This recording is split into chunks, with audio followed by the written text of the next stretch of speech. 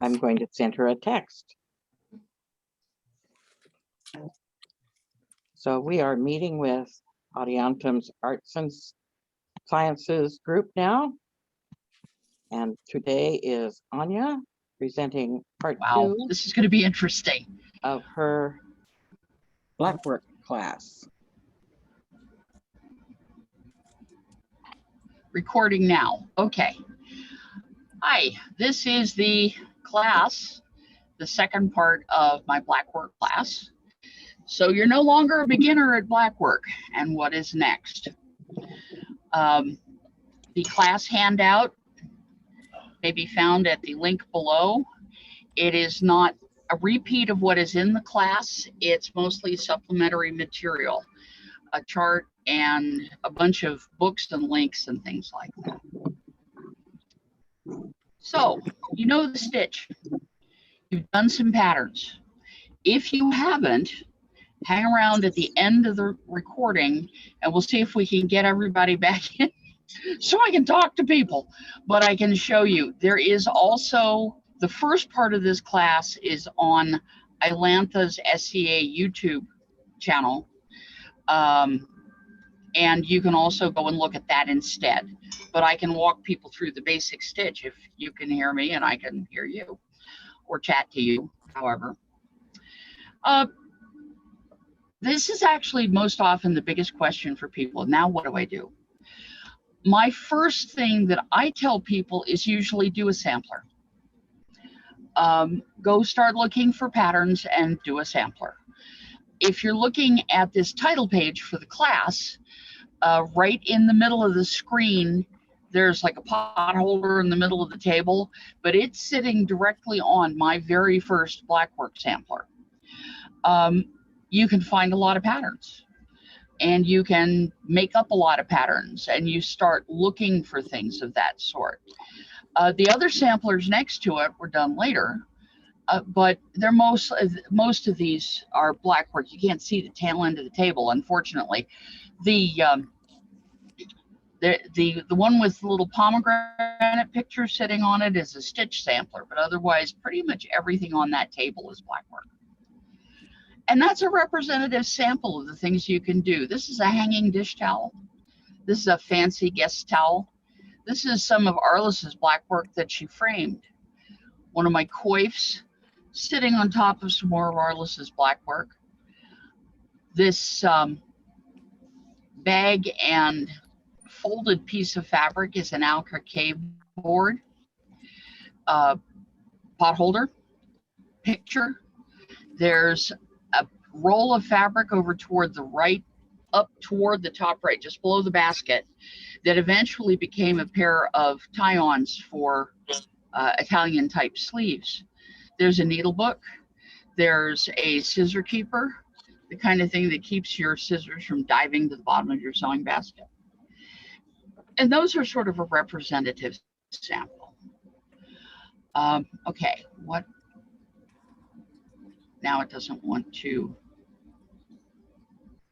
Okay, now this is fun. It does not want to let me let go. There we go. Got it. Hopefully you've been hearing that. I just had another. There we go. I am attempting to open one of my galleries here. Okay.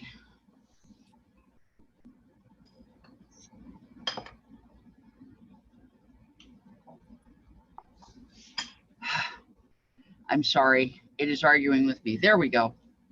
And now I just need to share it to you folks.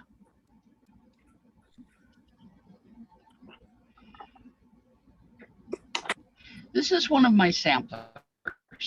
It is my current one, actually. It is totally not finished. You can see by the big blank spaces. This is the bottom end, and this is the top end. You can see that it's a work piece. I have big blank spaces. I have needles stocked with thread by certain things that I haven't finished working out. This is where I work out patterns and I change them from what I'm seeing in a book. Right now, Actually, this is a little farther along than this picture. But I'm working on this big green flower in the middle, and I worked out how to actually do the flower, which is not quite right here. And then I started working out how to make the vine work, because the vine spreads out to run off the edges of the sampler. Let's see, I'll trot forward a little bit so you can see. I'm just giving you a representative sample of some of the pictures, and this is very much in progress. Actually, you can see here, and then the same pattern is mostly finished there. Various little motifs. And I think I need to back up now because it must want to go there. That's the whole length of the sampler, although it's really too blurry to go with. Yeah, this is that flower that I got wrong. And this pattern at the top, I kind of am grinning about a little bit. Actually, yeah, this is the top. The picture's upside down. This pattern here at the very bottom of the picture, where there's a gorgeous stain, is one that I was working out during the Alpine Scholar competition back in 2015. It's an Italian pattern, and I just wanted to try to work out how it was done. And you can see I tried variations. And then I started the pattern here, which is from one of the Mamluk era textiles in the Ashmolean Museum, because I wanted to turn it into a fill pattern. And you can see I messed it up. The very first one right here, I messed up good and proper. But then I got the hang of it, and it's been going ever since. Again, another. This is a pattern I finished just a couple weeks ago. I really, really like that particular pattern. And apparently that one is closer than the 5-petal flower that I've been using. And this is just some various ones. I believe, yeah, all of these from the green one that I obviously haven't worked out, and blue one up to the red acorns are ones from the New Carolingian Modal Book 2. Kim Salazar, 20, 30 years ago, did a book called the New Carolingian Modal Book. And if you go to look for a copy online, they're $400 or more, if you can get them. And so she put out the New Carolingian Modal Book 2, which has all new patterns. And they're wonderful. And she's really good about telling you sources and when she makes something up, but based on something else. Okay, so let's see. This is one I'm rather proud of. The center of this pattern I had to futz with. Now, why am I showing you my work? Mostly because I want you to be able to see that this stuff exists and it can be played with. I'm attempting to find the next one. Give me a moment, please. I'm sorry. I put the rest of the sampler somewhere that I'm really confused about what I did. Where on earth did I put them? Oh my. Because the next thing I was going to show you was a bunch of period samplers. And apparently I've lost that file too.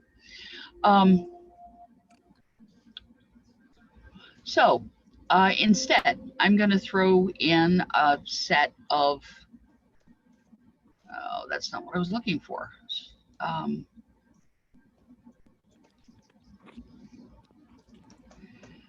Oh, now, what are you doing?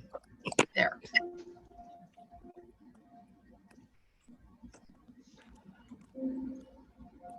I have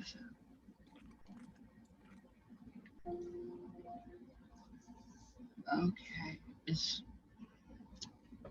Sorry, this takes so long to find all the pieces and get them in the right order. There it is. Okay, that's a picture of me in my Italian getup with a coif. This is a sampler, or excuse me, a display by House Capuchin that was done at 12th Night a number of years ago, the last one that was up in Portland. You can see some of my samplers right here. And also, right in this area are a number of samplers done by one of my students, Saab, who's from down in Glenduva. Coif and a very upset looking baby doll. Here you can see the game board unfolded along with some pin cushions and samplers and things. That's 121.7. I don't remember actually when that was from. Oh, that must have been an Adiantum Winter Feast. And this would be the same one, hanging up my samplers. And Arliss, I bet you recognize the two at the back there. God, they're old. And yeah, this was a coronet, Summit's coronet. This is the picture from a class that I did down in Timber Haven. I usually do the Shrewsbury demo.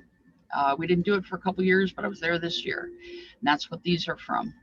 In cases provided by Assault, I believe. And me sitting with my stitchery.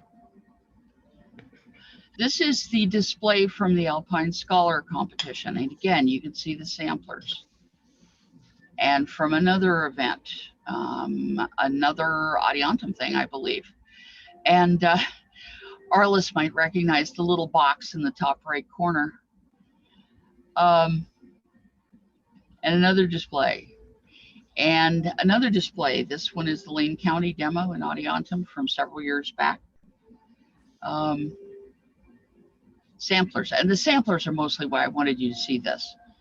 Just all different kinds of things on these samplers. And they become a great display thing. And also a I roll them up and I throw them in my work basket when I know I'm going to need a pattern from that one. Much easier to carry around than a notebook. So let's see, that's samplers since I can't find the period ones, which really does boggle me. I'm sorry. Okay. Next place to look to do stuff, because when you start, I recommend that you start on Aida cloth with cotton floss. My reasoning behind that is that the Aida cloth teaches you the rhythm, and if you make mistakes, it's cheap. Linen, even weave linen, is not cheap. If you go to buy a roll, it's like 18 by 24 or something like that at Joann's, and it comes in a tube, and it's like 10 bucks for a tube the last time I looked. You can get supplies more cheaply than that. But Aida and cotton floss are cheap enough to use. And you can make useful things out of them.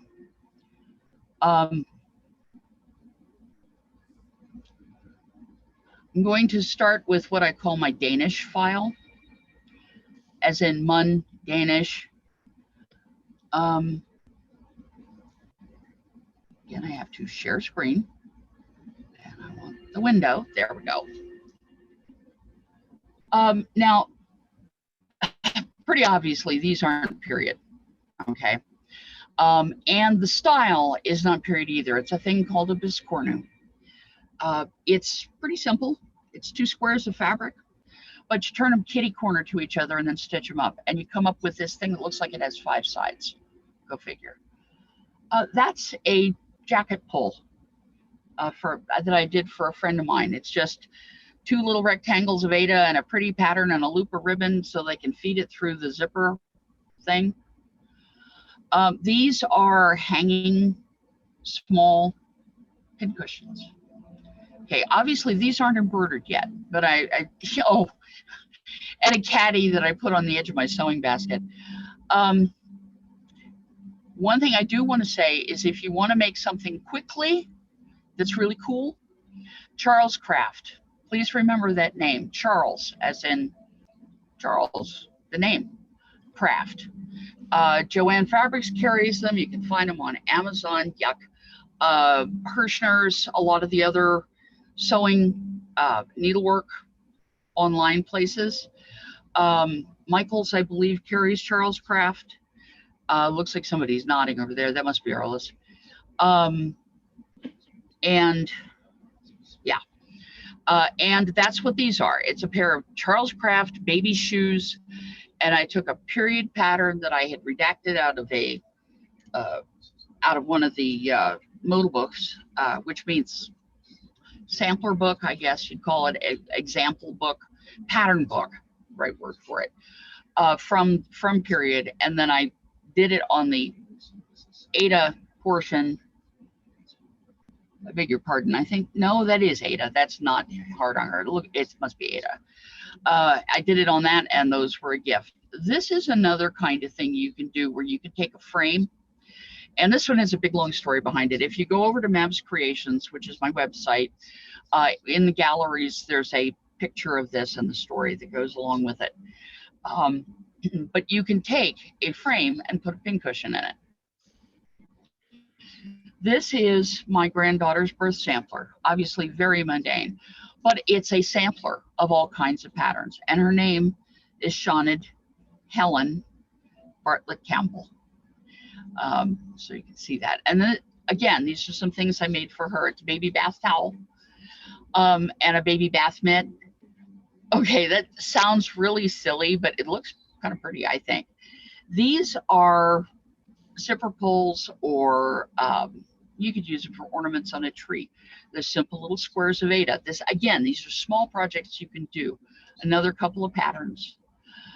This is a bag with an insert of a couple of Blackwork patterns that I really like. This reversing hearts and this reversing flowers. That was then stitched into a bag. You can see that, and tassels added to make just a hold all. And okay, obligatory grandbaby picture. I'm sorry, what can I say? But she's wearing the bib that I made her. Again, it's a Charles Craft, and you can see that it's got several patterns in it. That I did it that way to fill that thing up and to do it quickly. That was actually about 4 nights work. And then another silly, because this necklet that this teddy bear has on, which is embroidered with a Blackwork pattern of hearts, is made of ribband. And then this whole thing was given to my sweetie on Valentine's Day. So, but again, very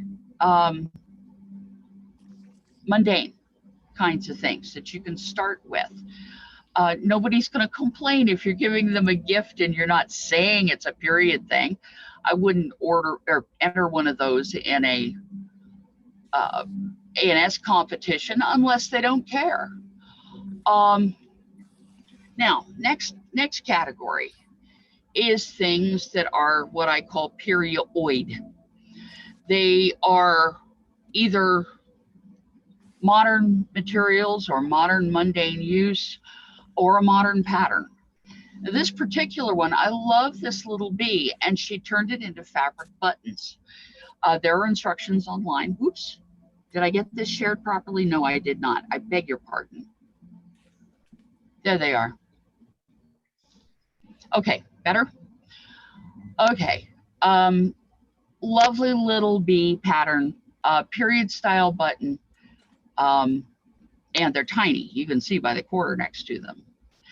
This is another one, and this actually is not Blackwork, but it's a similar style. I included it in here because these are very, very period, the style. But this was done hit or miss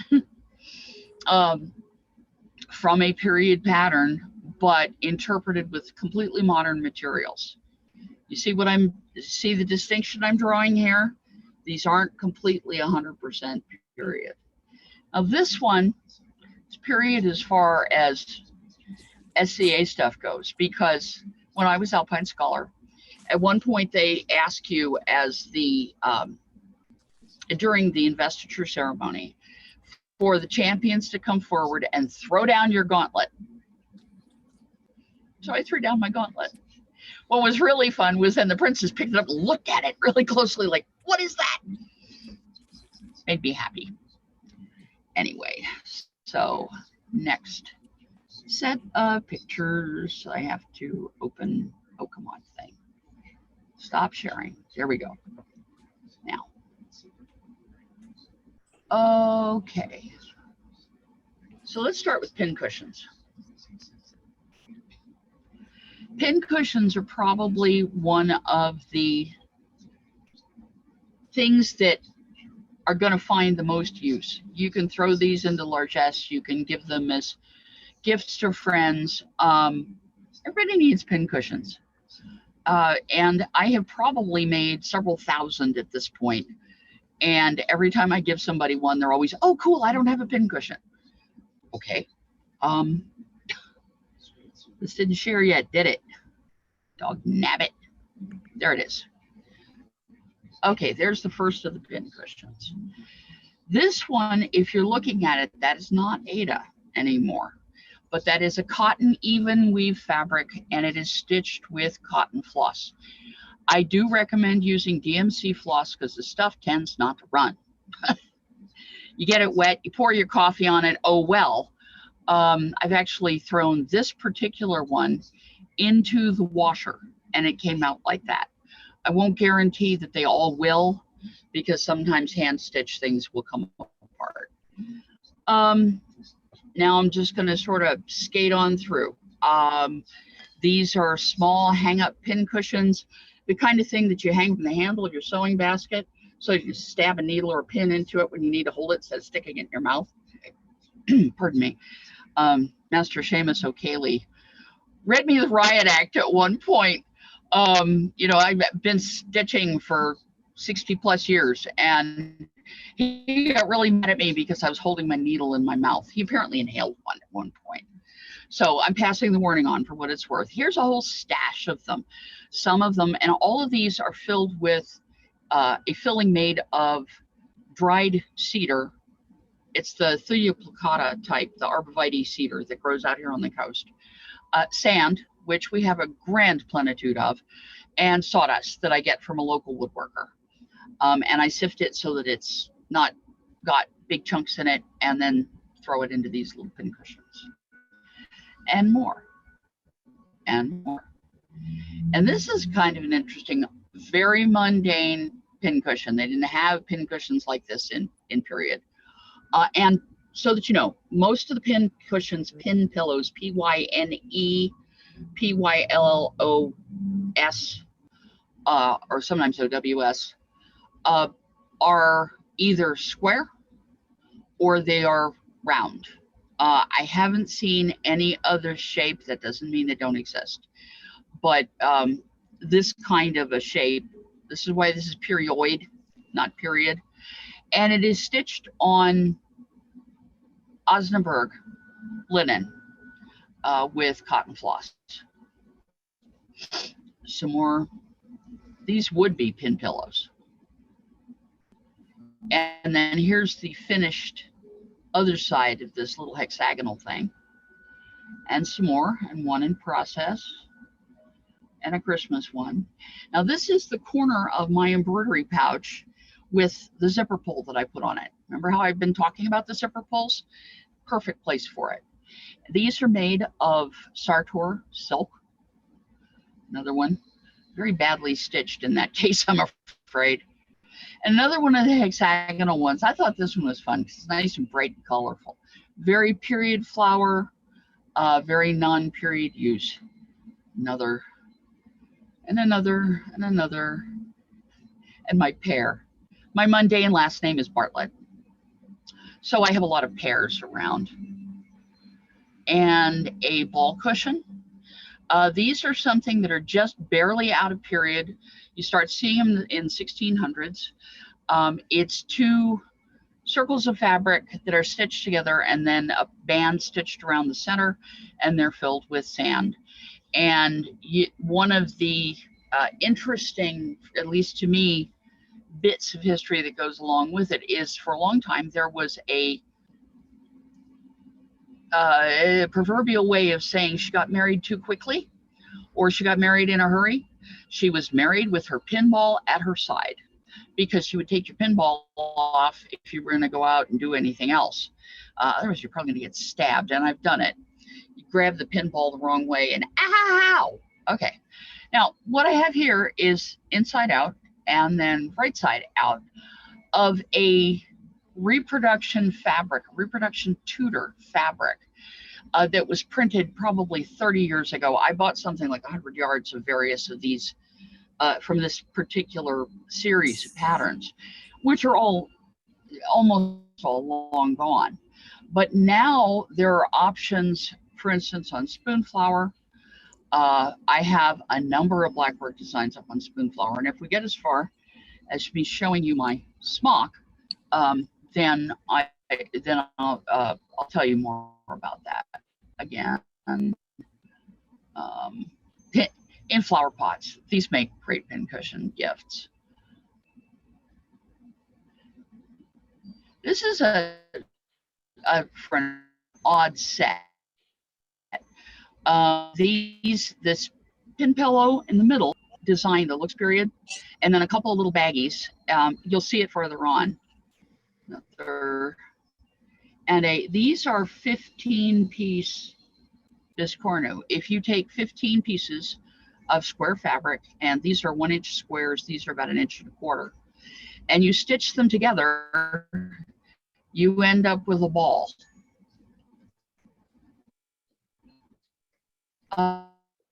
Another pin pillow, a couple of in process, finished. These are getting mundane, okay, and made of period fabrics. This one is pyramidal. It's 4-sided, and I made it it's 5-sided. It has a square bottom and 4 triangular sides. I put a little loop in the top. You could use this one as a pattern weight or as a pincushion, or both. Some more mundane ones, and then here, this is a scissor case. And one of the patterns from the Ashmolean Mamluk era fabrics. Another from that one. Very mundane pincushion. Oh, this is one. This is one I did and gave to Vesta.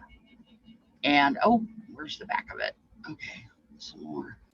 Oh, and a Plotz pincushion. I'll come to the back of the one for Vestas and show you.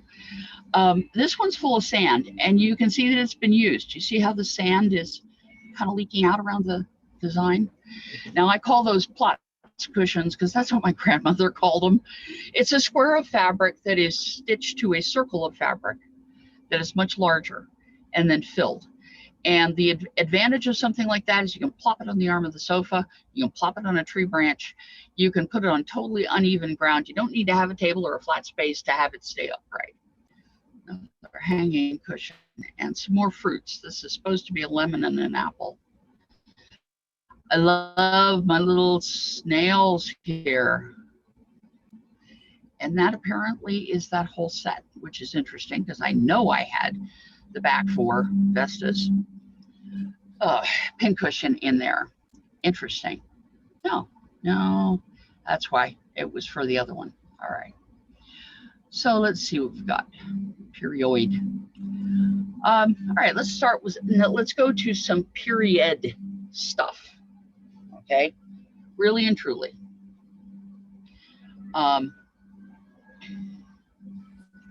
Sharing going again. Window. There we go. These are pouch frames. There's a reproduction place. For the life of me, I cannot remember the name right off the top of my head. And I should have put it on here. It is on the Mabs Creations website, I know. So hopefully I can find it right at the end of class. That's the pattern that the sister is sitting on. This little pouch frame stitches to this part. And this is also an amaniere. There's a ring in there. and the top for it that was stitched over another grain. Some bone needles and fids. This one was pretty. This is very much a period style pouch. That's a pattern from Louisa Pessel's English Samplers. That one is dated from the late 1500s, and I don't remember which. The drawstring is a very typical drawstring for an even weave fabric. Front side, it turned out pretty. This paid my merchant fee for an event.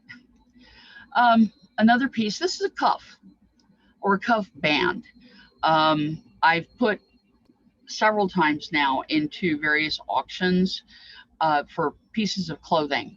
And the band around a cuff that holds the ruffle to it, or the ruff in place, is a pretty common one. Cuff bands and neck bands. This is another pin cushion. I've done them with embroidery, but this is my personal one. So it's a box, and the cord goes through it, the bead goes through your belt, and the box stays shut just by weight. There it is. A couple of different ones. And my bead. This is a pattern from the Jane Bostock sampler that I redacted for myself. It is in process of becoming the lid for an embroidery box. Some more stuff that is actually period, except for the sampler on Ada. The coif, which is printed with gold, is sized for a child. And there we go. Now some tools that go along with things. And this is a Hedeby bag. Not Blackwork, okay? But just it's one of those period tools. This is the top, the frame, the bag itself. And you can see with it open, how it's shaped. And this is what went into the Hedeby bag. Was a ball and a bookmark and a spoon and a little Blackwork pouch that it has a key ring thing attached to it, and a little sewing box that had a bunch of tools, and another one of those. Okay, so period clothing. That's the next thing up. Pardon me. Okay, extant garments. Start with that. Can you put this on clothing? Oh, yes. And they did. And as soon as the thing opens up, I will share it. And that's assuming that there we go. Computer will behave.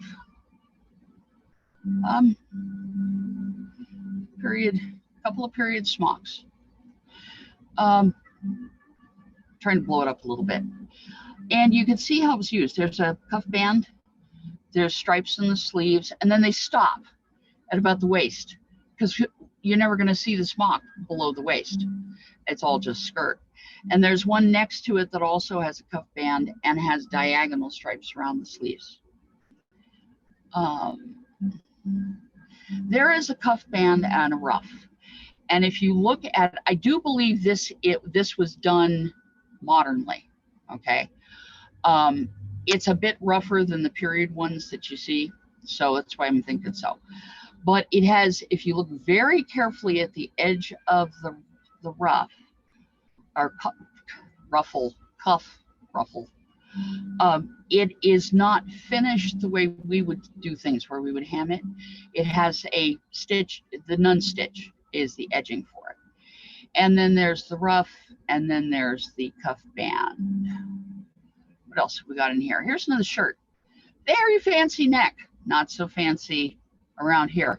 And I want to point out that this embroidery along the shoulders is covering up and fastening down the seam allowance on the shirt. That's why it's there. And it also has a cuff band and a ruffle. And cuff band and ruffle. And this one has like a buttonhole stitch around the edge of the ruff. This is a shirt, and that's the cuff and ruffle. This is a boy's shirt, 1596, I think, 94, that's in the V&A, Victoria and Albert Museum. And another smock. This one is, I believe, in a museum in Italy. You can see the construction. It's rectangular construction on the smock. But wow, is that heavy as far as embroidery goes. And interestingly enough, you can see here that this edging goes back several inches from the cuff. That's how you get your hand through. And they were just pinned shut. They don't have buttons or anything like that. All right, some more period stuff or clothing. Let's just real quick flip through some portraits. These are, I'm not even going to identify who they are, just what they are. This is a huge sleeve. There was a fad for these at one point. Yes, I'm still trying to get the thing open and shared. There we go. And if you saw the article that I posted, or that various people have posted about the find in the Antiques Roadshow, there's one of the undersleeve supporters that just got dug out of a box somewhere. He's got a Blackwork collar. Goodness, so does he.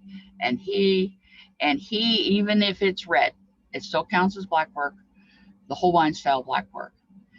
And on the reavers of her coat, that's an interesting one, because there's Blackwork on the inside here, but there's also spotted Blackwork on the ruffle. And holy guacamole, look at that. There's Blackworked cuff ruffs. There's Blackworked sleeves. There's a Blackworked smock that's the same pattern as the sleeves, so it's probably all one piece. There's a Blackworked graduated neck ruffle. And then the design on the dress underneath, which may be brocaded, but it could easily be Blackworked. Both were done. And here's another one where the Blackwork is really only on the smock that you can see through here and on the cuff ruffles. This is a, I guess you'd call it fancy smocking, which is where the name smocking came from. This is lace, punto and laria, needle lace, pulled thread needle lace, excuse me, drawn thread needle lace on the inside of the reavers of the coat, and gold work on her neckband, and then just a little itty bitty bit of black work around the edges of things. This guy, neck, again, neck. And that pattern is in about 30 of the period model books. Here's another one where you've got something interesting going on the cuff ruffles. They appear to have been stitched together, and I have no idea how that's done. But the sleeves are bands of black work with then some kind of smocking or ruffling between them. Interesting stuff. Bess of Hardwick's sleeve. Why didn't she come up with her sleeve? Anyway, he's got a neckband or neck ruffle, and I'm not sure why these people are in this listing. But here's a very well-loved child. How many of you would put a kid who's maybe 2 years old in that much black work and lace and ruffles? I'm hoping, for the sake of the person who did the embroidery, that they only put it on him for the portrait. Here's a cuff ruffle. Let's blow it up so you can see it. That is related to that pattern that I did on the end of my sample. There's Bess of Hardwick. Sleeves done in black work, of course, in red. She's wearing bracelets over the sleeves, so there's, you don't know if it's a cuff band under that, but there's the cuff ruffle and the neck ruffle, and this is obviously her smock that's showing. Another neck. And blow up of the sleeve, which is another one of those, it's got smocked fabric in between blackwork bands. Blackwork bands. Marvelous, marvelous cuff. And that's one of the Jane Seymour portraits. No, wait a minute. No, that's not. I was thinking it was, but it's not. I'm sorry. I've got it listed as actually Jane Seymour cuff, and that is not what it is. So, like I said, quick flap through. Yes, obviously you can use this on clothing. And I did. And I'm going to show you as soon as it comes up and lets me share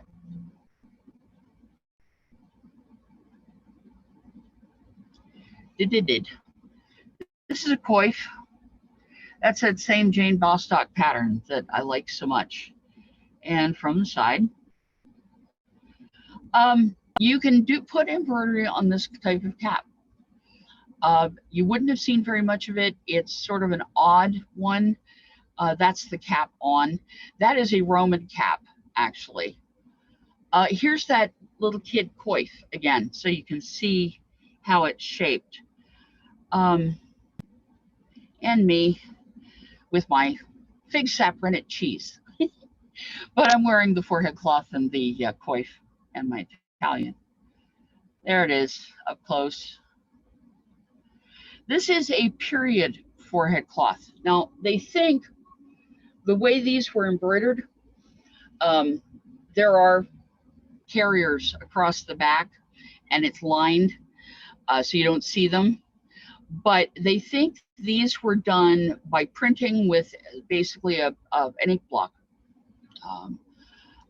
you know, like the good old potato block. But that's a forehead cloth. This long straight edge is the one that goes across your forehead. Would have been worn under a coif to keep it safe. And this is another piece of the extant embroidery, another coif combined with goldwork and speckling, some more speckling. Here's another one of those. This actually looks like it could match that forehead cloth and probably stamp printed. That's a coif. This is the front edge. This stitches to here over the top of your head, and this gets gathered up, and then you can see there's a drawstring, which is the back. Forehead cloth and coif again. Coif up close.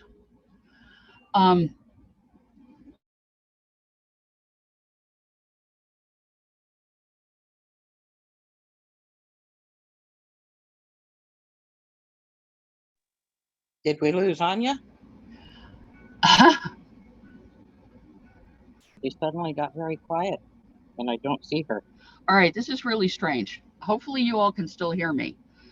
It bounced me out momentarily, and that was kind of a surprise, to put it mildly. All right, now I'm going to show you some current Middle Ages work. Some years back, Master Seamus and Sir Turk became the princes of the summits, and I was tasked with doing collar and cuff bands. This is Seamus's collar band, because at one point we'd had a conversation, and I said he would probably become the prince of the summits when pigs fly. So that's my way of teasing him. These are his cuffs from the back side, actually. There's the cuff bands from the front. You can actually see the pencil marks on them, which were provided for Honora, who is the one who did the stitchery. These are Turk's cuffs. Can anyone else Master see her? Seamus is No, I into can't see her. medicine, so I provided him with Can't some see. See if stuff. I can get through to her. And Zytos Okay. Turk has peacock feathers and lightning bolts on his device. And also this divided up funny little Anja. pattern, you see how it has gaps in it, is an old Norse charm. You can see it up more closely here. It's an old Norse charm for, let me make sure that you're actually seeing this. Sorry, I'm double checking. Are you? No. Sorry, let me back up.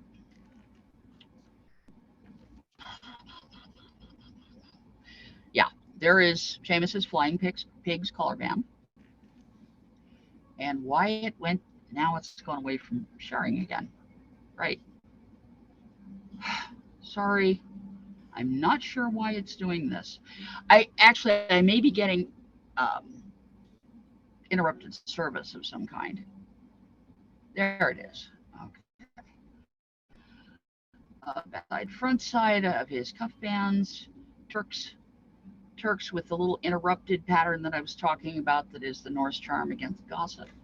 His finished cuffs on his shirt. He didn't want a collar band. He has a rather short neck.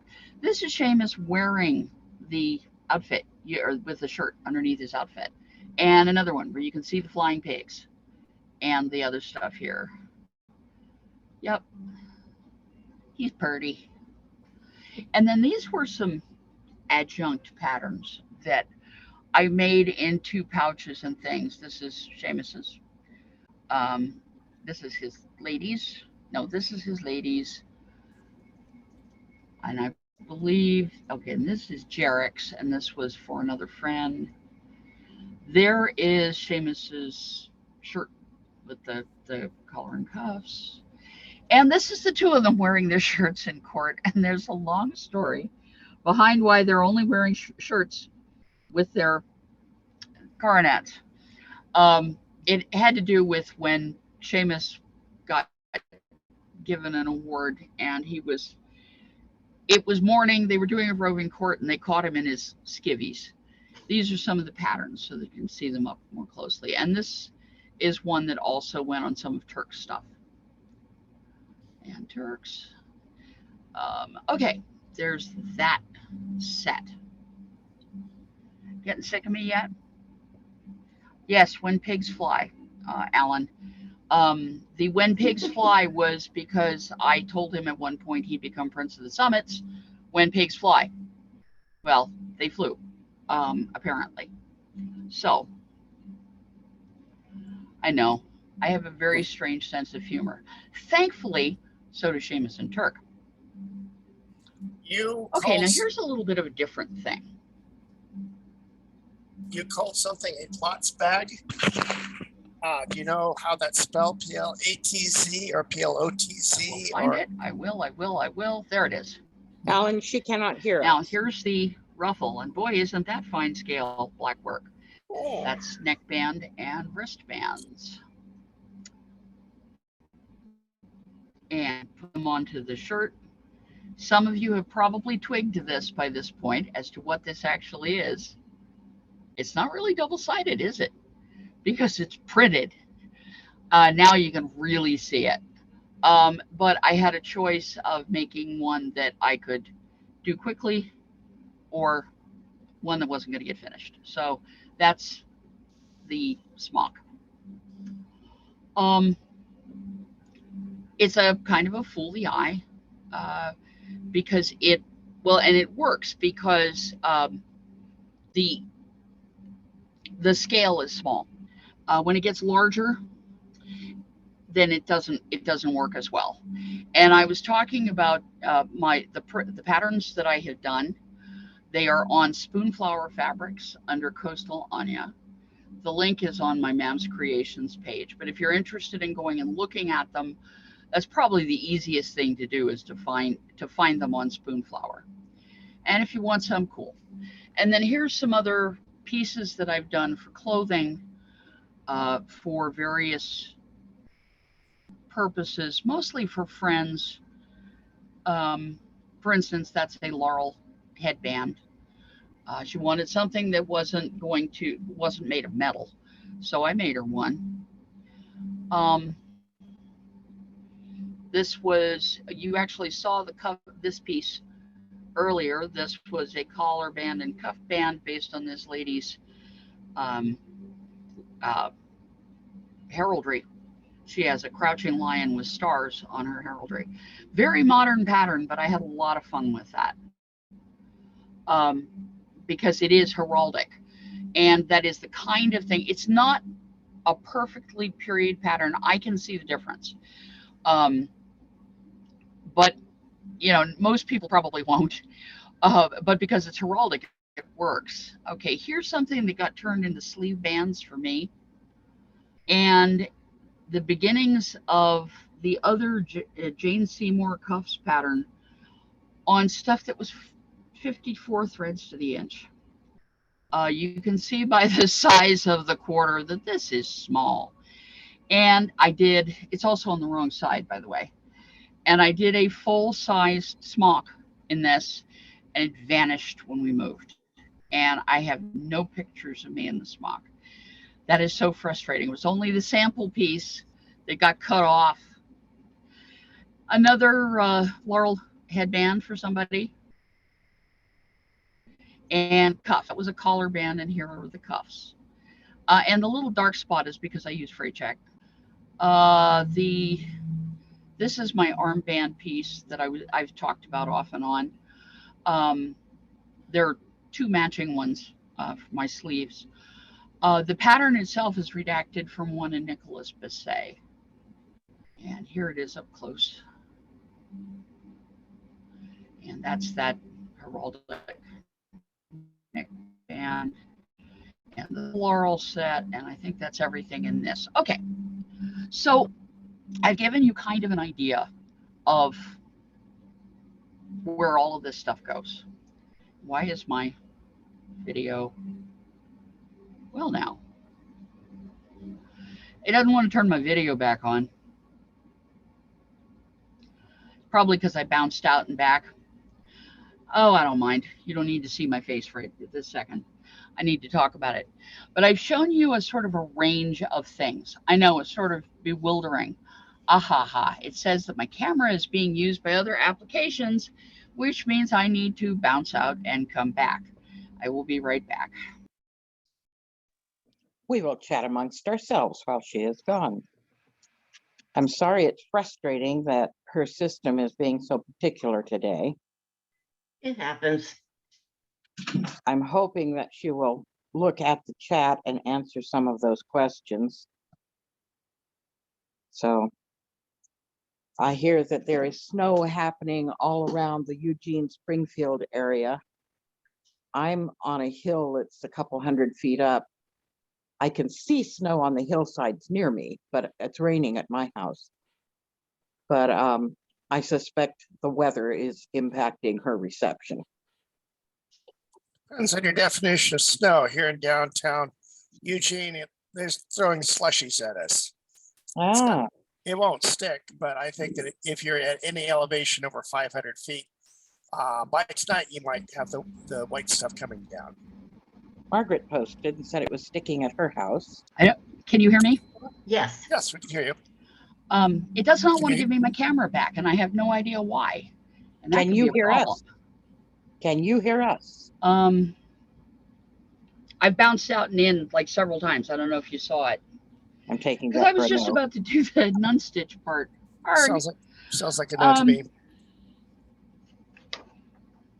Okay, let's go on a little bit. I've given you some ideas about what you can do and the kind of things you can make. I also have things like a bag that has a band of blackwork around the top edge, so it looks pretty when I throw my sewing tools in it. There are all kinds of things like that you can do. Pillows and bolsters and handkerchiefs and curtains and anything that'll look good two-sided. Cup covers are great. And I actually just finished a cup cover that I'm going to wax impregnate and and see how that works. Okay, I would like to have you look at the class handout if you could. I don't know, since it isn't giving me a camera, if it will actually let me show the picture with the link on it. I'm trying to get it to come up. Just a moment. Okay, here's the link. Hopefully you guys can see that. The class handout may be found here on Anja's Quest WordPress. The first page of the handout has the instructions for the nun stitch. Until I get my camera back, not gonna try to fight with that. So I want to tell you about some of the stuff that's in the handout. There are a lot of online sources for patterns. First place I'm going to recommend you go is to my website. And I'm not directing you to the sale pages because it is a business. I'm directing you to the project galleries and the resources and how-tos, which can also be found in the menu bar. I have the web address in the handout. There are also a number of websites that have lots of links. There's one, a bibliography of pattern books in the 16th century, that is fantastic. It's a way longer list than the period books list that I've got in this handout. Stephan's Florilegium has a number of articles, some of which look at the dates, because if they're before about 1995, a lot of people were referencing some really bad information about how the embroideries were done. Everybody was saying they were being done in backstitch, and honest to goodness, I've never seen one that's period that was done in backstitch with Blackwork. It's all done in the double running stitch. But so watch the dates. The links pages at larsdaughter.com, if you haven't run across that site, she's got lists of pictures and links for all kinds of things. And then Modalbook Muse, modalbook.com. She can also be found on Facebook, but her particular website has a lot of different stuff on it. Just go and, when you can fall down a rabbit hole, when you've got like 4 or 5 hours, go ahead and fall down that rabbit hole. Google Books has a lot of period embroideries, and a lot of museums have modal books listed. The period books, I have a listing of search terms. There's only like one link in this list, but like Andreas Brettschneider's newest modal book, 1619. Yeah, that's out of period. They're period patterns, so it's still okay. And et cetera, et cetera, et cetera. Nicholas Basset is a reprint by Dover Press, and that's actually in the annotated list as well. Unsemplario Atlantio is the archives of the Atlantean Embroiderers Guild, and that has some wonderful stuff. Louisa Pessel, she published in the last century, but she has photos from 1500 onward of samplers, particularly scroll samplers that are just amazing stuff. And you can't find them elsewhere because they're in the Royal School of Needlework archives, and they haven't allowed people to take pictures for a long time. Vinciolo is a lace book, but again, also found in reprints, and it's got patterns that can be interpreted for, especially the laces patterns can be interpreted because they're very square. They can be interpreted for Blackwork. And then any book about Hans Holbein the Younger's portraits is going to have a lot of Blackwork in it. There are also several museums that have quite a collection. The Met, the Metropolitan Museum of Art. They have, you go onto their site, you look for Blackwork. If Blackwork doesn't come up properly, look up embroidery and just browse. The Cooper Hewitt has a huge collection of extant Blackwork items, and goodness knows the Victoria and Albert does. The Ashmolean Museum is interesting because the Jamil Center has a bunch of Mamluk era, that's 14th, 15th century textiles, some of which are Blackwork, some of which are woven that look like Blackwork, and these are some of the patterns that went to Europe that were copied and people went crazy over. Okay, there's an annotated list of books which are embroidery oriented, not just Blackwork. But the other set, the annotated bibliography for various embroideries, Ashelford, Dresden, Age of Elizabeth. There's the Nicholas Basset, German Renaissance Patterns for Embroidery. Teresa de Dilmont, Encyclopedia of Needlework, is an amazing book, and she has a nice section on Blackwork. And then Kim Brody Salazar, Ianthe Daverine.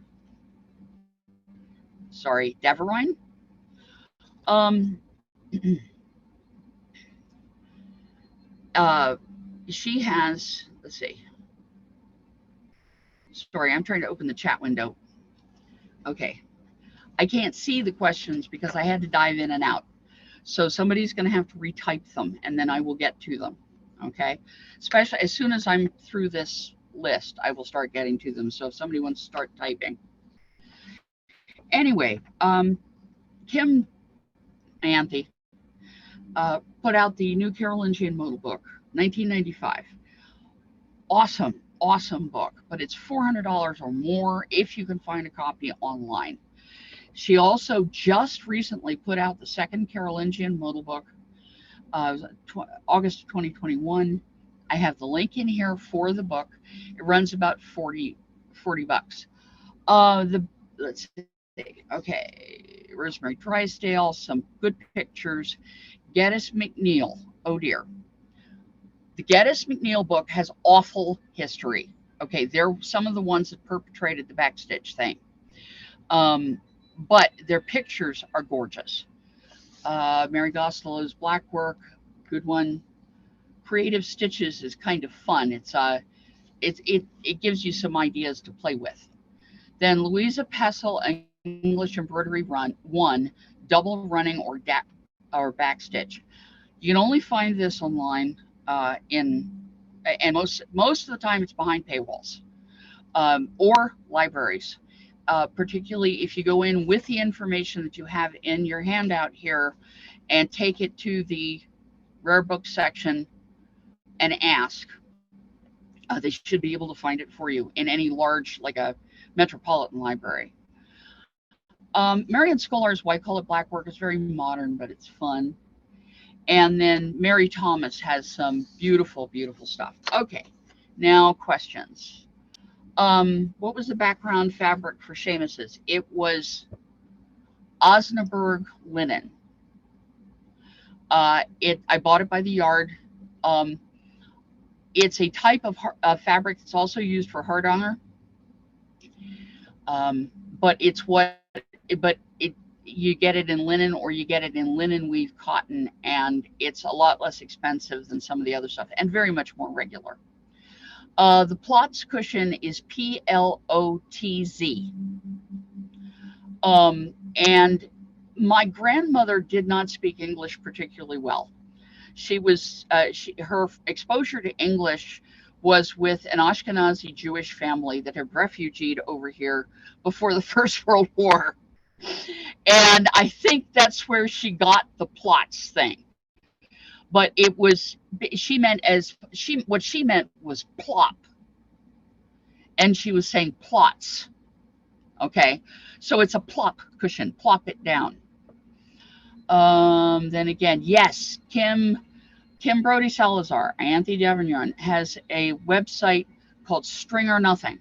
And she has amazing patterns in there. And she stitches the fastest of anybody I've ever seen. There's one thing in there that would have taken me, I know because I did one border of this particular table mat that she did, and it took me 4 months. She did the whole thing in 2 months.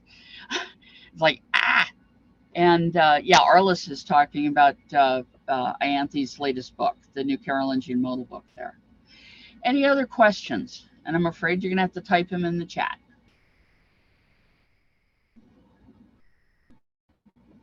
Okay.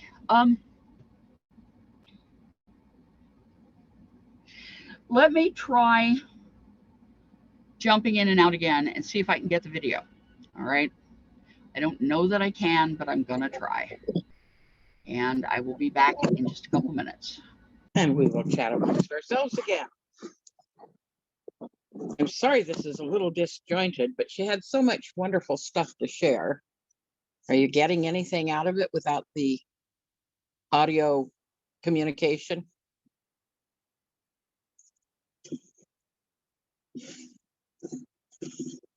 Maybe you can't hear me now. That would be dreadful. You're good. We can hear you. Okay. It'd be that kind of day, I'll tell you.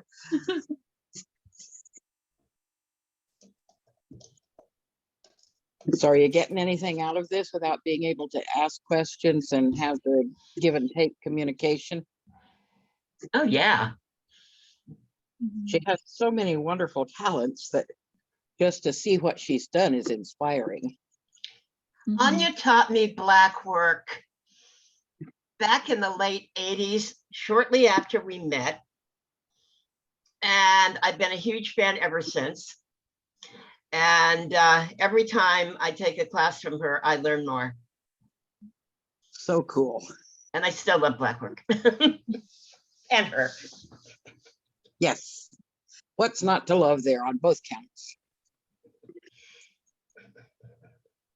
I have great ambitions of taking up Blackwork, but right now my list of With to-dos. any luck. Hey, Ah, there. Okay. Whew. All We right. have the audio I'm going to back. be able to do the nun stitch. I am waiting on my sweetie to come here to hold the camera for me. So the camera is going to swing around for a bit.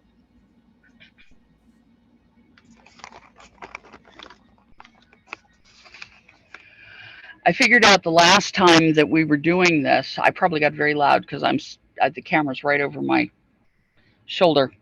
I figured out the last time we were doing this, I couldn't get close enough to the camera to see what I was doing. So I'm going to have him hold it, which may mean it sort of jumps around.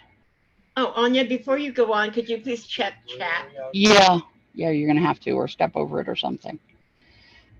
So the nun stitch can't hear us. is a fairly simple stitch that's used for quite a lot of edging.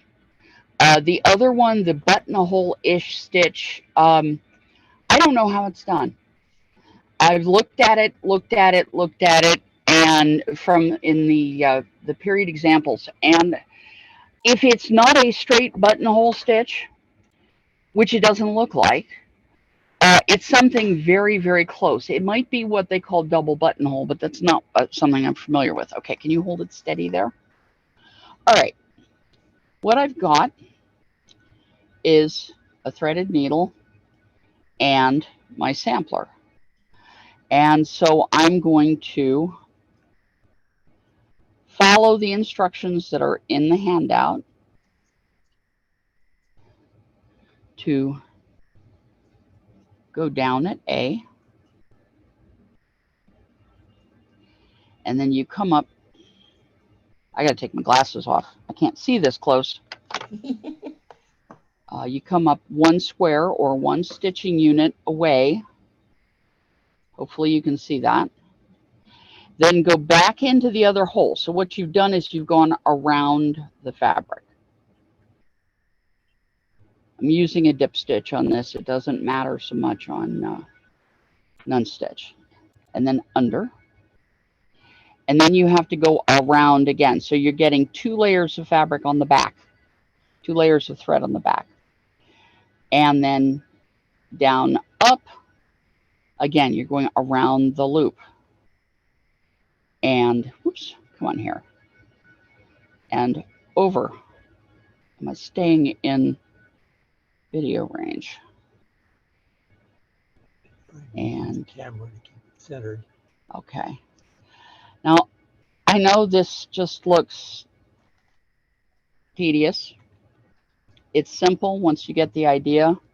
But the thing is to remember that you're making a loop around the fabric. So you can see on the back there. Now there's a hole, okay?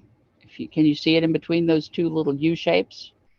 Because there's only 1 layer of thread there. And what I do is that I then turn around and go back to get to the far end so that the whole straight line part of the thing is 2 threads wide. Okay, so there's the little bit of the stitch that I did, and there it is on the back. So you can see that it's 2 layers. Okay, and that's all there is to nun stitch. Nun stitch is used as an edging. Thank you. Is used as an edging stitch. Thank you so much, Sam. Yes, that's Lauren, my sweetie pie. It's used as an edging stitch in a lot of embroideries. Mary Thomas's Book of Embroidery Stitches has it, but not under that title. And I should have gone and looked it up, and I can't find my copy of Mary Thomas right now. I know it's in the library somewhere. Oh dear. The library is 8 feet by 24, and it's behind the table. So if you recall the needle books that I had there, that I showed you just a few pictures of, doggone it, I didn't realize until just now that most of the needlebook pictures are not. Let me go and see if I can find them on my own computer while I'm talking. And if I can, then I can show you some. Yeah, it's used in things like needlebooks where you don't want to have a double cover. If you want people to be able to see, ooh, wow, I can see this on the inside and it's the same as on the outside. If you don't care, line it, not a problem. Let's see. I'm trying to figure out classes, bookmarks, clippings, common. There we go. I'm looking for a particular kit and hoping that I have the pictures in it. There we go. So I can show you a couple of, oops. It helps if I don't get a full step ahead of myself and not have to back up, which I did. There we go. All right, now let's try sharing something that actually shows up.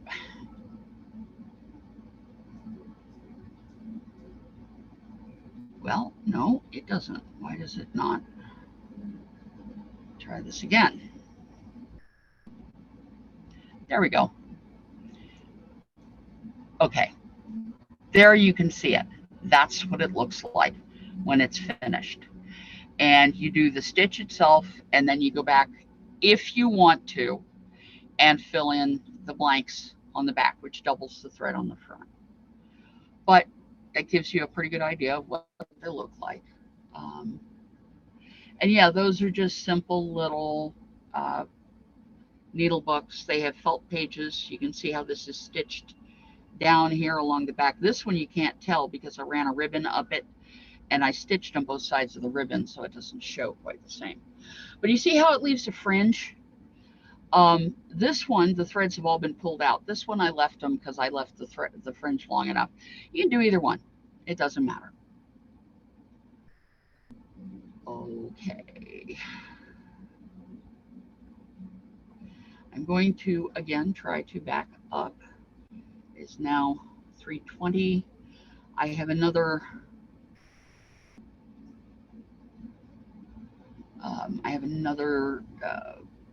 thing I was going to show you.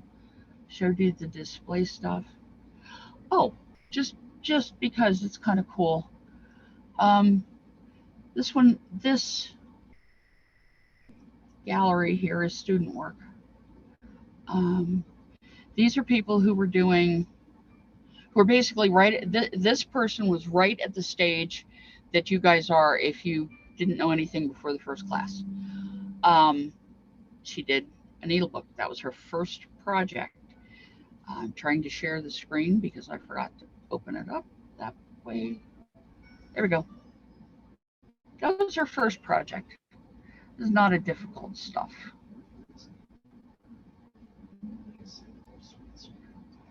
And a bit of a sampler. And from the other side, she was showing me stuff front and back so that I could tell how she was doing on things like ending right there. Close work. I think this was somebody else's. Yeah, that's all I've got of that. I was telling Ilantha at the very beginning of class, I lost my folder that had all the pictures in it somewhere between Tuesday and yesterday. And so this was a quick put it back together set of pictures. And I got as many as I could, but it's not all of the ones that I would like to have had. Okay, the only other stuff that I have in here is process pictures, and I don't think you really need that. So I'm going to pull the picture that has the address for the class handout on it, the class handout on it, back up, and ask if there are any questions that anybody has. For some reason or other, when I did that, suddenly the chat went away. So let me see if I can. Oh, I'm going to have to stop sharing this again. Hopefully everybody copied that link. Chat 3. There we go. Purse frames. Yes, Billy and Charlie. Thank you. I knew Charlie was part of it. Oh, Murren's probably gone already, but thank you for taking the class. You can get a hold of me at, this is my email, and Mary and Anja Views Bartlett, yes, Facebook wanted all of those names, is my Facebook handle.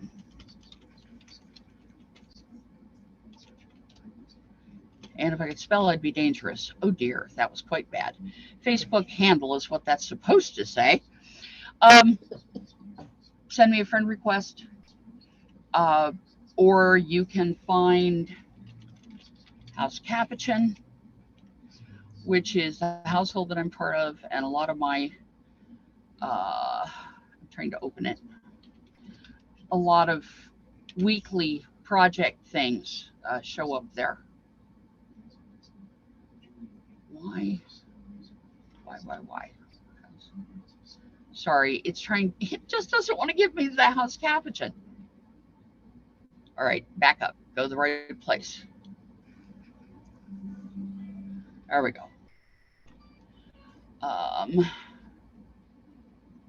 And where am I? Okay, this, why is it not typing it? Copied it. And I went to paste it. Okay, let go of that.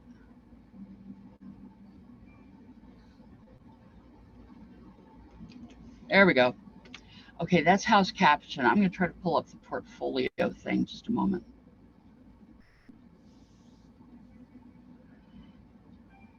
If you slide down to the bottom on that particular link, if you slide down to the bottom of any of the reports that are up there, we do a weekly report. It'll have this link.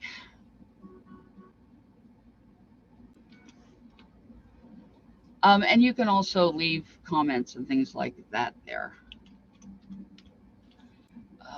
Let's see. I want to get one more for you because my regular.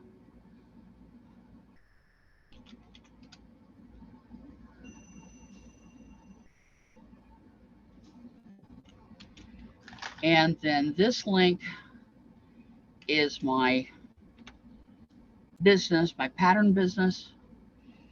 There are other things there, and that's also where the project galleries and the resources are located. Well, thank you for coming to my class. I am going to have to bail out. I will be back in a few minutes, but I do have to bail out. So see you in a few. Well, that was pretty cool. I appreciate her very much. Maybe we can have her in person one day with everybody having needles in hand and do some black work with her here to instruct us. Are we still recording?